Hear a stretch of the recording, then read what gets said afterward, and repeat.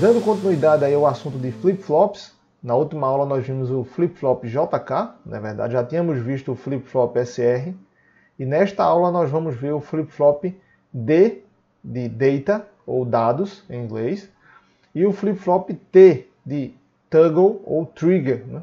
Que é um flip-flop comutador. Vamos ver que ele tem um funcionamento, eles dois têm funcionamento distintos do flip-flop JK e do flip-flop SR, e também a forma de representá-los é diferente. E isso tudo a gente vai ver nesta aula, beleza? E então, vamos começar? O flip-flop D é um flip-flop bastante utilizado e ele tem um funcionamento bem simples.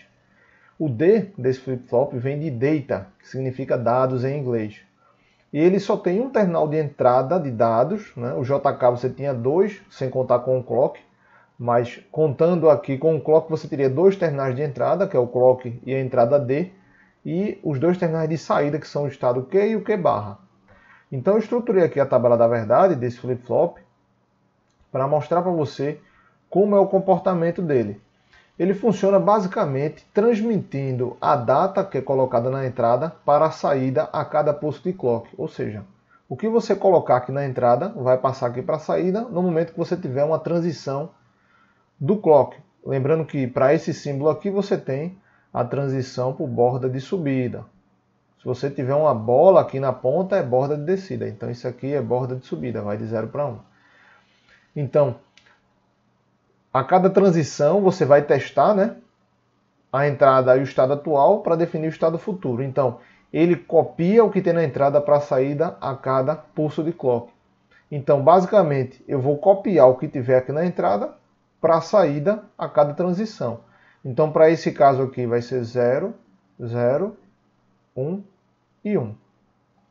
Repara que quando você tem 1 no estado atual e tem 0 na entrada D, ele vai passar o 0 para a saída. Então, o estado futuro vai ser 0 e você tem uma transição de estado aqui nesse ponto, né? O mesmo ocorre aqui, uma transição de estado na saída. Você tem 0, coloca 1 na entrada do flip-flop D. Quando pulsa, ele vai passar o 1 que está aqui para a saída. E o que era 0 antes, na verdade, ele passa a ser 1 agora. Então aqui houve transição também. Nesses dois casos aqui, onde o estado atual é igual à entrada, ele permanece o mesmo, porque ele vai copiar, como já é a mesma coisa, vai permanecer o mesmo valor de estado, na verdade. Nós podemos definir também a equação do estado futuro para esse flip-flop, né? Você pode pegar a tabela da verdade aqui e criar o mapa K para poder determinar a expressão para QT mais 1. Então vamos construir aqui o mapa de Carnot. Como ele só tem 4 situações aqui, um mapa de 4 casas, né? Então aqui eu vou colocar D e aqui será o meu QT. E esse mapa será para o QT mais 1. Então vamos preencher. 0, 0, 1, 1. Tá? Então, que é o agrupamento aqui? Então, a minha expressão ela vai ser QT mais 1 será igual a D. Lembrando que isso aqui sempre no momento da transição do clock. E é exatamente como ele funciona, na verdade. Como eu disse, ele copia o dado que está na entrada para jogar na saída no momento da transição do clock. Então nada mais justo do estado futuro dele ser igual à entrada D no momento da transição do clock. O flip-flop T ele tem um comportamento muito semelhante, para não dizer igual, na verdade, ao flip-flop JK, quando o J é igual a 1 e o K é igual a 1. Então o T do flip-flop T ele vem de trigger. Alguns livros que você for encontrar na literatura, ele vai chamar o T de trigger, que é referente a gatilho, ou outros livros vão chamar de toggle, que é referente à alternância ou comutação. Então, dependendo do livro que você estiver utilizando, ele vai chamar ou trigger ou toggle. E a característica dele é que ele comuta o estado de saída no momento da transição do clock e no momento em que esse T for igual a 1. O que significa isso? Você tem aqui as entradas T e o clock, né? Aqui no caso, eu gosto sempre de salientar, isso aqui é a borda de subida, esse clock aqui que a gente está analisando. E como é que ele funciona? Sempre que o T for igual a 1, na transição do clock, a saída vai comutar de estado. Ou seja, se é 0 vai para 1, se é 1 vai para 0. E se o T permanece em 0, a saída não é alterada. Então vamos analisar aqui como seria a nossa expressão, né? Aqui você tem o flip-flop T 0 na entrada do T e 0 no estado atual. Como eu disse, aplicando 0 e 0 aqui, você tem o chamado repouso. Então a saída permanece a mesma. Só que quando você coloca 1 na entrada T, você tem o estado de toggle. Ou seja, ele vai comutar o estado atual e o estado futuro vai ser o estado atual barrado. Então aqui vai para 1, vou até mudar de cor aqui, ó, vai para 1 e aqui vai para 0. Então você viu o processo de comutação aí nesse ponto, não é verdade? Como fizemos no flip-flop D e nos demais, definir a equação do estado futuro, podemos fazer também aqui no flip-flop T. Então como é que fica a nossa análise aqui? Ó? Como é um mapa K não é uma tabela da verdade, cria-se um mapa K. Então vamos embora, criar um mapa K aqui de 4 variáveis. Aqui você tem o T, aqui você terá o QT, e esse mapa será para QT mais 1. Então vamos preencher aqui, ó, 0, 1, 1, 0. Como é que fica a seleção aqui, né? Esse elemento aqui e esse elemento.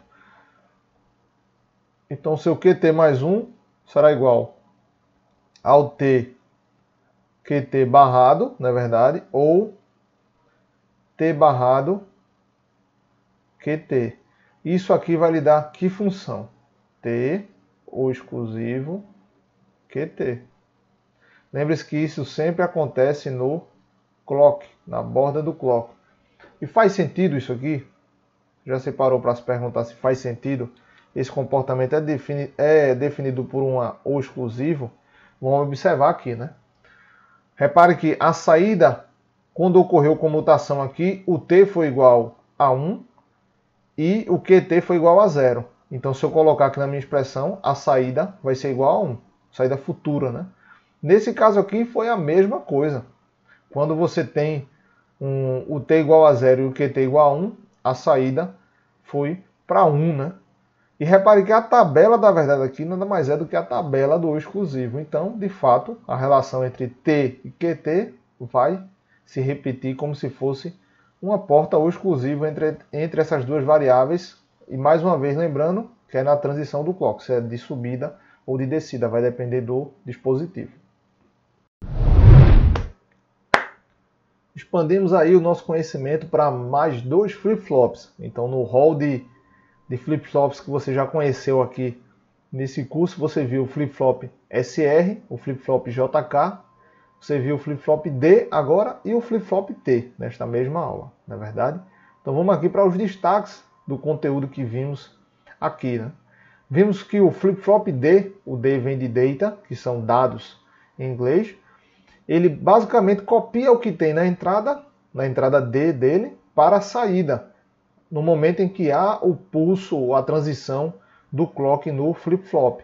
Então, basicamente, ele é uma cópia, a gente viu isso através da tabela da verdade e da síntese da expressão que define o estado futuro, que ele nada mais é, o estado futuro, uma cópia do comportamento da entrada no momento da transição do clock. E vimos também o flip-flop T, onde o T vem de trigger ou toggle, depende do autor do livro que estiver escrevendo e falando sobre esse tipo de flip-flop. Então já fica aí para você não entender que é um flip-flop diferente, eles estão falando do mesmo flip-flop. Ele funciona basicamente como o JK com as entradas iguais a 1. Ele comuta o estado de saída atual, onde o estado futuro vai ser o estado atual barrado. Então se o estado atual é 0, o estado futuro vai ser igual a 1. E se o estado atual é 1, o estado futuro será 0. Agora isso só acontece quando o T é igual a 1. Quando o T é igual a 0, o flip-flop T ele fica em repouso, como a gente viu lá na tabela da verdade. E quando a gente transpôs isso para um mapa K para poder obter a equação do estado futuro, vimos que ele se comporta como se fosse uma porta ou exclusivo, não é verdade? E isso foi bem claro ali na hora que a gente resolveu e sintetizou, utilizando o mapa de Carnot ou utilizando também mintermos, você poderia fazer da mesma forma. É isso, eu espero que você tenha compreendido o conteúdo desta aula. É importante que você tenha dominado todos esses flip-flops, porque à medida em que formos falando sobre outros elementos de memória, é bom a gente sempre fazer um paralelo de funcionamento entre eles, e quando formos avançando no conteúdo, aprofundando e deixando mais complexo o assunto, você tem que ter dominado essa parte dos elementos de memória. E neste vídeo eu vou deixar em anexo uma atividade, ou na verdade uma leitura complementar sobre LETD transparente. É importante que você faça essa leitura após essa aula para poder aprofundar o seu conhecimento relacionado a elementos de memória, beleza? Vejo vocês então na próxima aula e já sabe, qualquer dúvida, não hesite em perguntar, me envie mensagem direta ou deixe no fórum deste vídeo. Até mais!